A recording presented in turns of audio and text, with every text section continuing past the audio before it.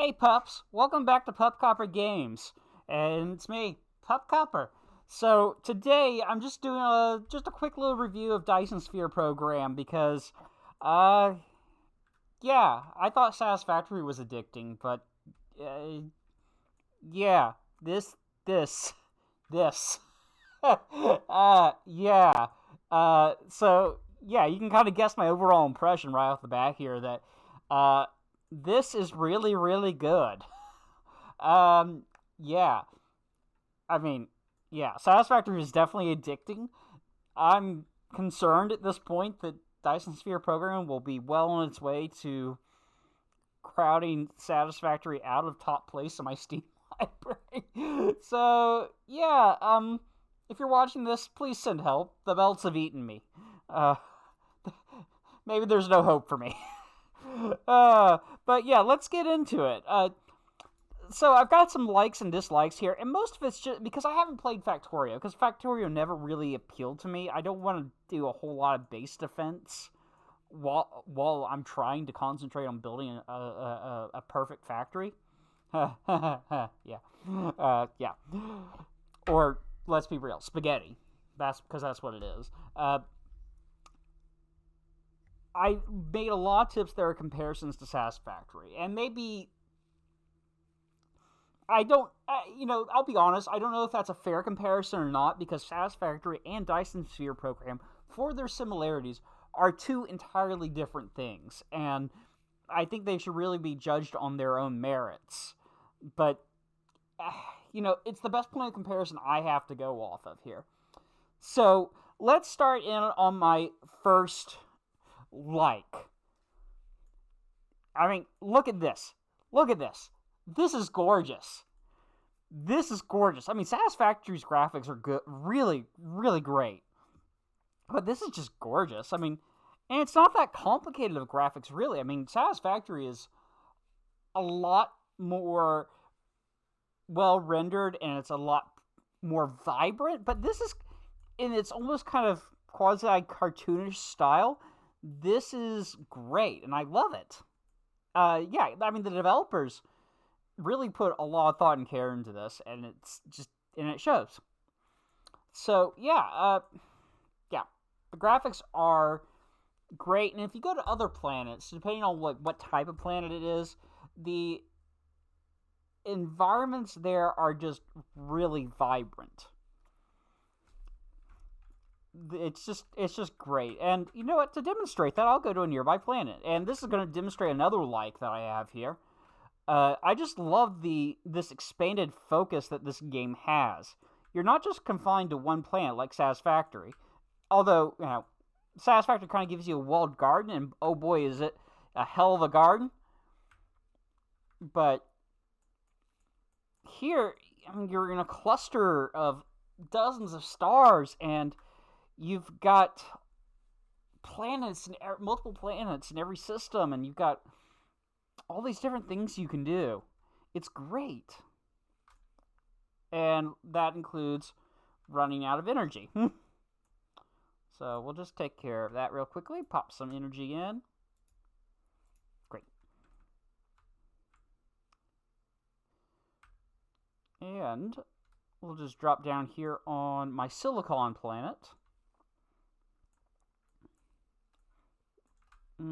Yeah, this was a mistake. I shouldn't have built that there. There's hardly any iron on this planet.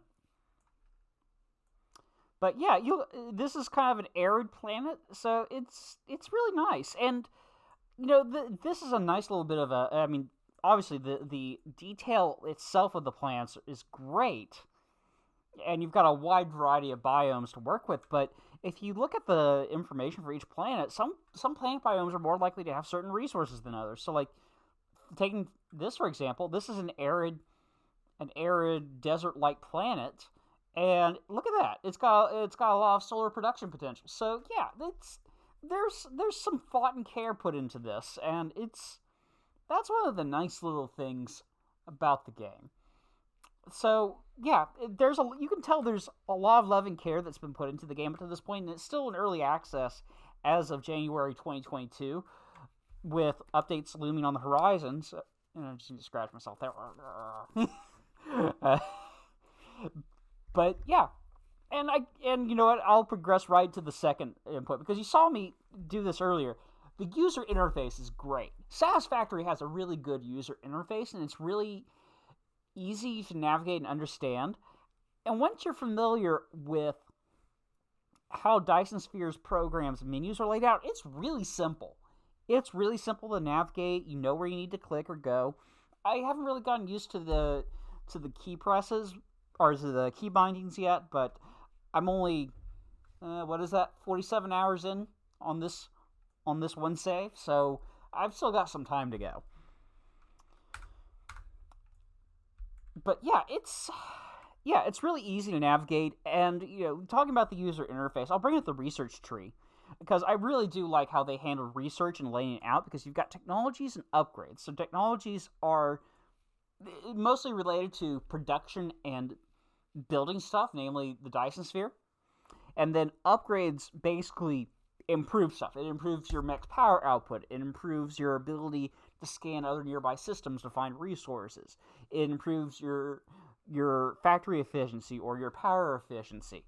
It's all sorts of things like that. Like right here, I'm researching a technology here that's going to give me another boost to mining efficiency. And it's very upfront about what it needs to do each level of research. So yeah, this is just, and then you've got this whole upgrade data over here. It's great. There's a lot here. There's a lot here. It can be a little overwhelming, but I am a big fan of good user interfaces, and this is definitely one of them. And as options unlock, it's really good about filling in things. So like you will start out with a lot of missing squares here, but as you unlock technologies, you'll see these squares start to fill in with buildings that you can construct, buildings or belts or what have you that you can construct. Now, speaking of buildings, let's talk about blueprints. So this is something that I think Factorio has. I'm not totally sure. Again, I've never played it, but Satisfactory doesn't have this in vanilla. You can only enable it, I guess, if you have mods installed. I think like I've seen Kivitz use area actions or stuff like that, so I don't know if that's what you need to do this, but blueprints are amazing. And I think they lend themselves really well to how Dyson Sphere program is structured, because you're not advancing to a certain point, going to a nearby planet, setting up a production line, then recreating the wheel to build out basic infrastructure or build out a power grid. You can just plop a blueprint down that you've already made on your home planet and just drop it where you need it on this new one. Or you can go to a new star system, drop down your basic starter factory, courtesy of Nylaus. This is his layout that was augmented by another DSP player. But you can just drop this down and you're good to go. So I'll just move her over here to some empty space and I'll show you how it looks. So if I go in here to the blueprint mode, and I'll open up a thing I built. The Mark II belts and sorters. Let's see, can I rotate it? No, there we go. Yeah. So I'll just drop that down there. And it's automatically queued up everything to construct, provided I have enough materials on hand. So yeah, you see it laid out. My little drones are going, and they'll just go through and do this. Now I'm gonna also use another great tool, which is the mass delete. So Satisfactory has a mass delete button, or mass delete function, but it's not as nearly streamlined as this. Yeah, I'm just...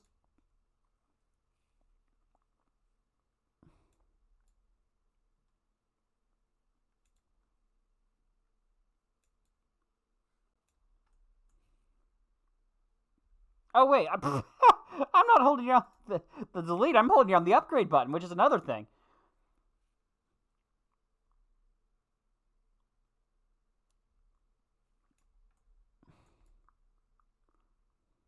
There we go.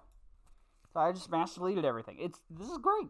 These are great building tools, and for I on one hand, while I would love to have them in Satisfactory just from the pure convenience, on the other hand, I just don't I don't think it would do well in terms of balance. It would make the player almost too overpowered. Not to say that Coffee Stain couldn't find some kind of balance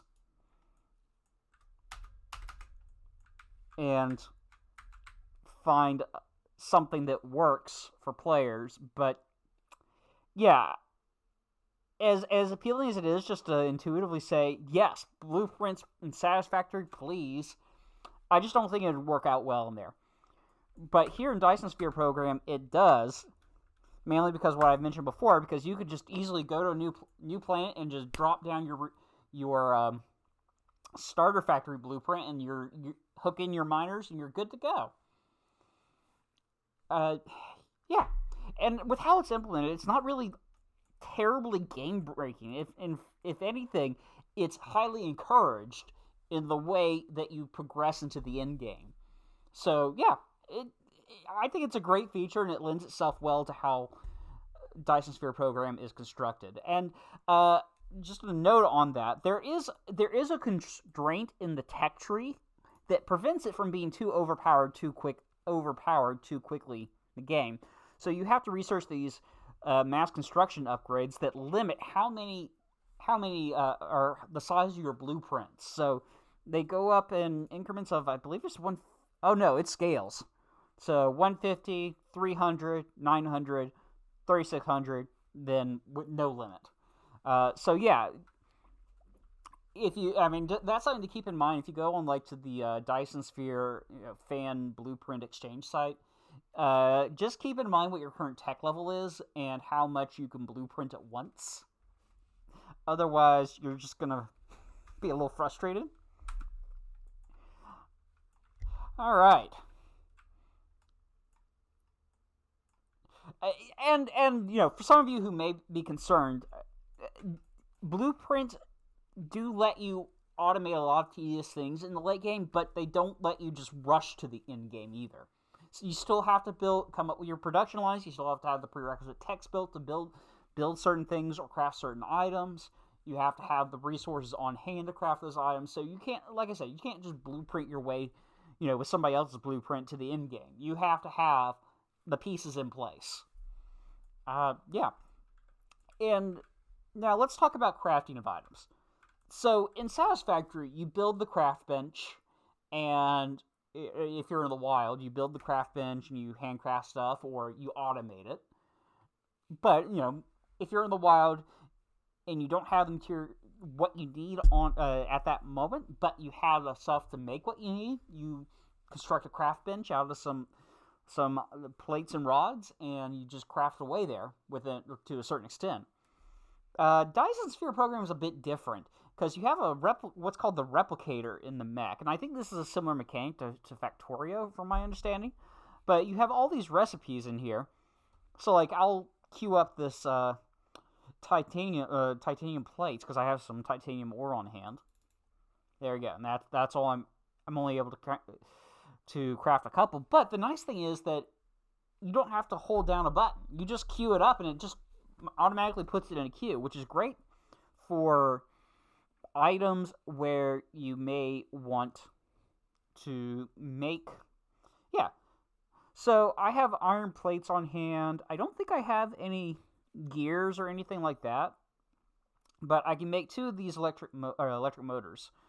And you'll see that it put the gears in the queue before the motor. So it's designed well enough to do crafting of prerequisite parts, provided you have the materials in inventory. That's insanely handy. And while you shouldn't be overly reliant on the in-mech replicator, it's a nice quality of life thing. It's just well thought out. Now, if you're crafting something that's very involved and it has to make a lot of prerequisite parts first, that can take a while. But overall, it's a great little feature, and it's especially helpful in the early game before you get the ability to really automate a whole lot of things.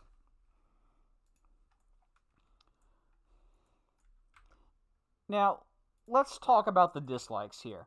You're listening to the music. The music is great. I love it. I think it's a good fit. The music style is a good fit for the game, and kind of the vibe it has.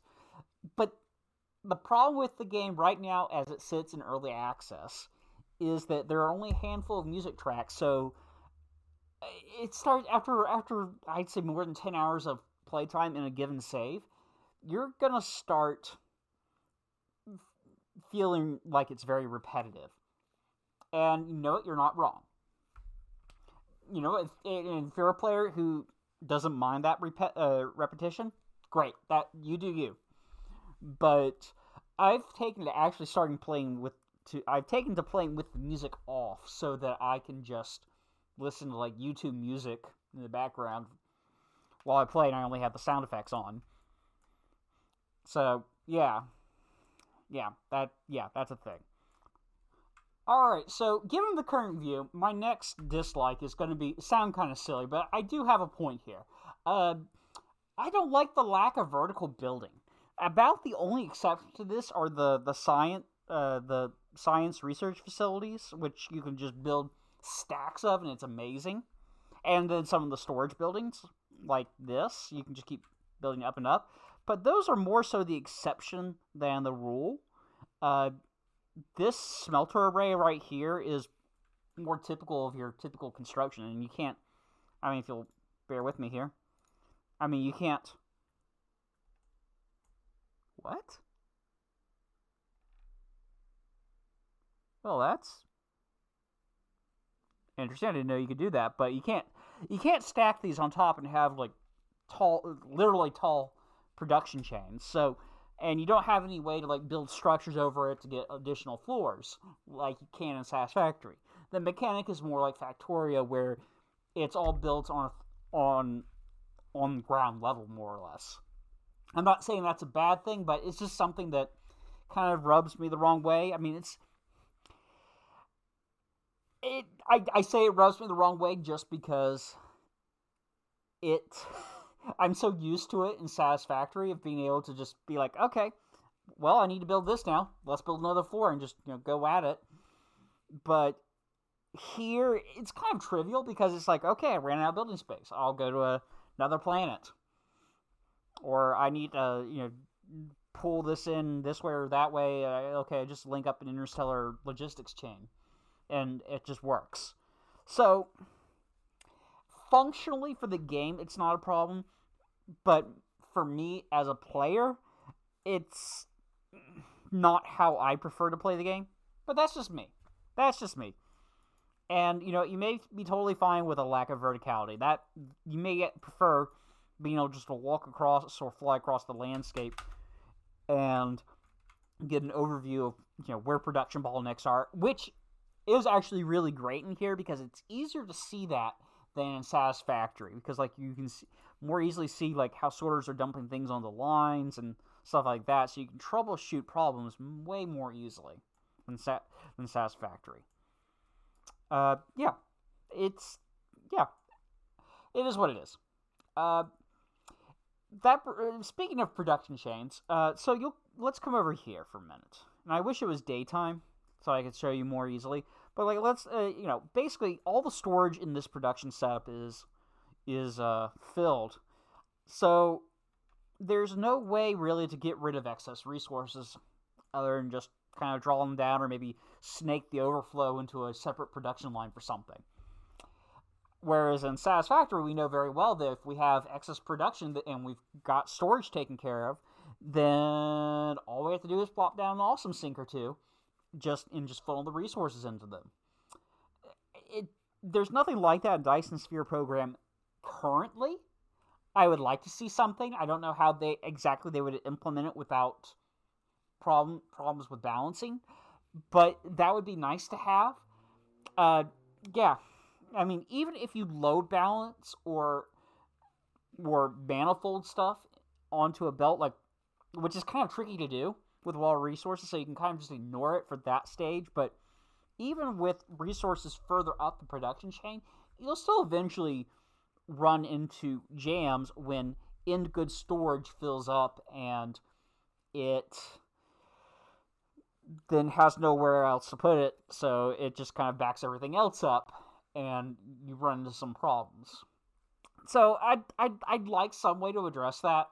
I don't know what that would be, but I don't know. I don't have anything. This is just me seeing a gameplay issue, and I've kind of in watching playthroughs of Dyson Sphere Program, trying to learn the game.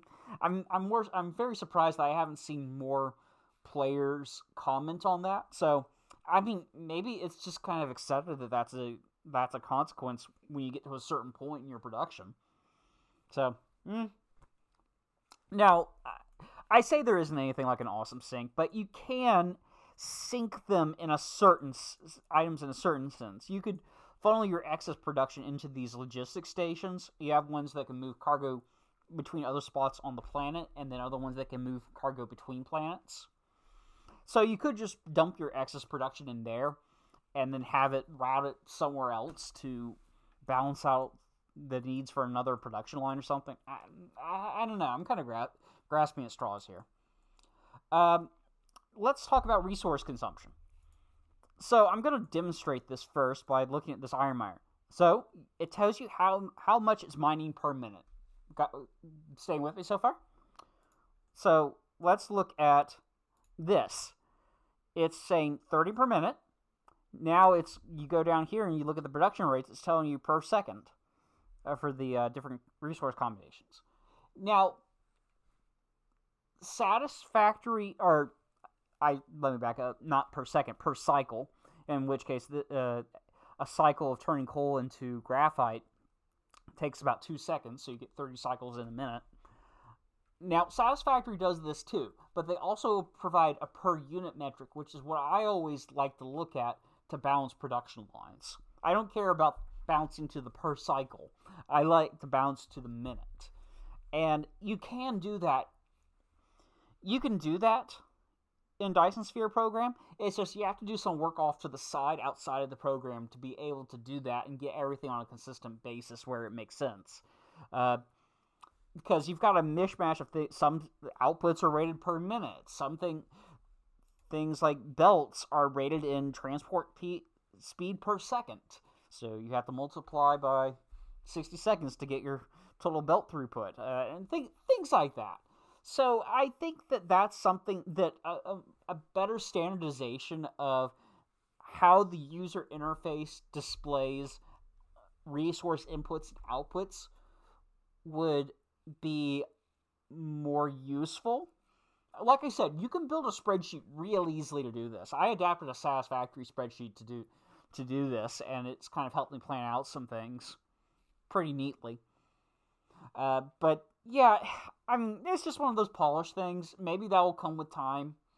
I fully acknowledge the developer team is like 4 people, so they can't do everything at once. But I just hope that at least identifying this kind of gives them an idea of what may need to address as part of their roadmap to 1.0.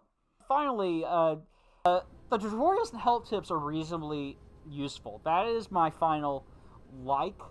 And I don't know why I forgot to include that at the beginning, but the tutorials and help tips are pretty useful, well designed. I'm sorry I haven't had one pop up so you can get an idea, but yeah, it's pretty good. It's not. It makes the game less overwhelming at the very beginning, and I think the tips that are provided, plus the easy to understand menu system, make the game very accessible. So, yeah, I mean those are my likes and dislikes. I'm gonna try and add a chapter thing to the video as best as I can. Maybe I won't. I don't know. We'll see how that works out. But yeah, if you're if you want to try something that's a good factory building game, but which is different from Satisfactory, I highly recommend Dyson Sphere Program. It's really good. It's got great scale. It's really engaging, and I think it has a lot of good replayability because you aren't unlike Satisfactory. And again, don't get me wrong, I love Satisfactory. I love it, but you just have one map in Satisfactory. Here, you can randomly generate star clusters from randomly. I can go off about how seeds aren't completely random and why that isn't necessarily a bad thing, but there are a large number of seeds that are provided for, which give you a lot of possibilities, and you can play, depending on how challenging you want it, you can do whatever. Choose different clusters, different star sizes, and all that good stuff. So yeah, there's a lot of options for replayability here. Obviously, once you've got some blueprints that work out really well for you, it's going to make the game a lot easier to progress through. But there's still a lot of problem solving involved with it, because just because you know a good layout or you have a blueprint for a good layout doesn't mean that you still don't have to figure out the puzzle of how do I connect this all together? How do I connect this to that? How do I get this good from here to here? Do I refine this here, or do I just import the ore over? Things like that. So there's still a lot of strategy involved, but this is, in a sense, this is kind of like Satisfactory in that you can just sit back and just do stuff. You can just connect stuff together, put belts in. Or you can just spend time exploring. I've spent hours just kind of exploring the planet, collecting trees and rocks and figuring out, well, what do I want to do next? And, it's nice. It's nice. The game, there really isn't one way to do anything in the game. I will say, if I can find it, where is statistics? Achievements. So, the game has a ton of achievements, and in a handful of hours of playing, I've already gotten 28 of them. Yeah, so there's a lot of fun stuff here to play with. Oh, cool. Yeah, these are some that I have in progress. I didn't realize I was this close to this one. Yeah, I just really recommend this game. It's a great game. I think you can have a lot of fun with it.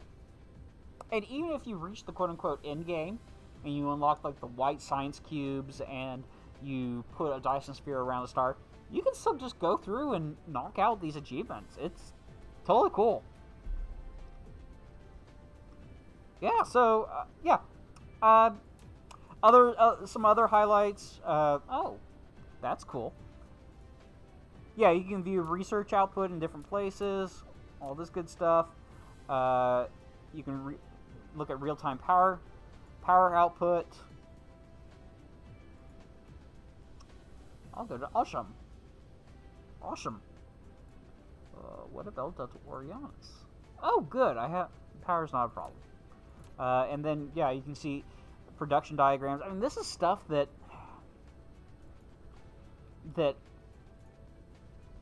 Satisfactory just doesn't have. I don't know how easy it would be to implement, but it's pretty slick with how it's been implemented here. And yeah, it's really good. So yeah, that's basically just my take on Dyson Sphere Program. I highly recommend it. I got it as part of the winter sale, so I think I got it for like $10. And if I here, oh, Shift Tab.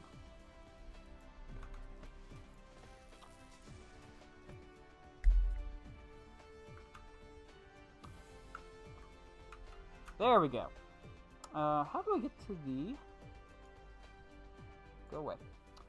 If I go to the controller configuration, view all discussions, view all guides. Oh, come on! There's gotta be a way to get to the Steam... okay, 66 hours. That's my total game count.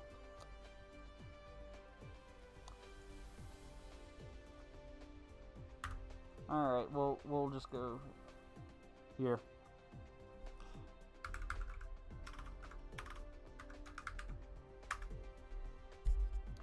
And if I just go down to the Steam page for it, right now it is $19.99. So I got it for about 50% off. You know, I'd have to say this is a game I think is worth the full $20. So yeah, I'd say go for it. It's a really great game. Like I said, it has a lot of replayability. You're always going to start out on the same kind of temperate planet, but you're going to have the other planets of your star system are going to have some rare resources like silicon and titanium. And then when you expand out further to other star systems, you'll find the really rare stuff that will really give you the oomph you need. So, yeah, I recommend going for it. If you have the time, you have $20, go for it. So, yeah, that's it. That's it for this review of Dyson Sphere Program. Yeah, I don't know what we're going to be doing next on the channel. I'm thinking D&D something, or maybe we'll get back to Satisfactory finally. I think we're past Fixbus, unfortunately, so no rockets for us. But we still got plenty of fun things to do, like making steel out of petroleum coke, for instance. So yeah, stay tuned for more videos from me, Pup Copper, and don't forget to boot that like button and paw that subscribe button. And I'll see you pups next time. Arr!